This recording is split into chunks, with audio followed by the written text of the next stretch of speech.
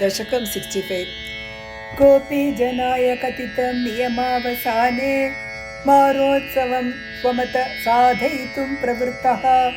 सान्द्रेण चान्द्रमकसा शिशिरीकृताशे प्रापूरयो मुरळिकां यमुना वनान्ते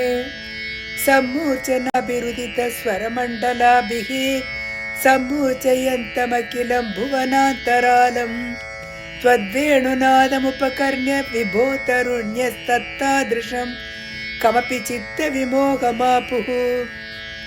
तागेककृत्य निरतास्तनय प्रसक्ताः कान्तोपसेवनपरा च सरोरुहाक्ष्यः सर्वं विसृज्य मुरलीरवमोहितास्ते कान्तारदेशमयि कान्ततनो समेताः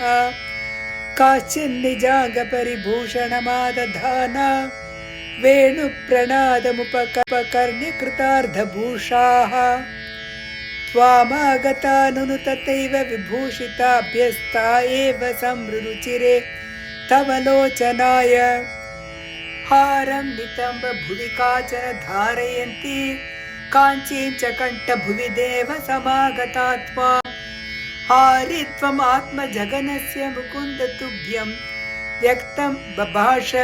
इव मुग्धमुखी विशेषात् काचित् कुचे पुनरसज्जित कञ्चुलीका व्यामोहतः परवधूभिरलक्ष्यमाणा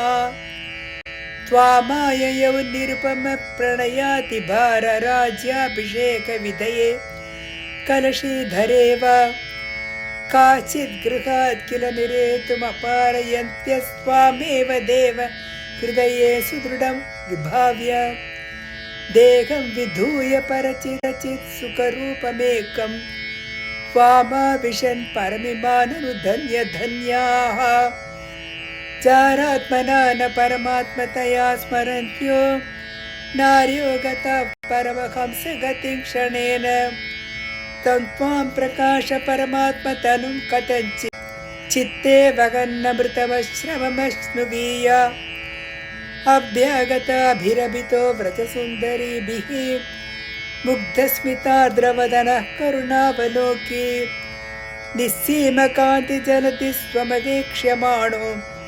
विश्वैकहृद्य हर मे पवनेश रोगान् श्रीहरये नमः नारायणाखिल गुरो भगवन् नमस्ते।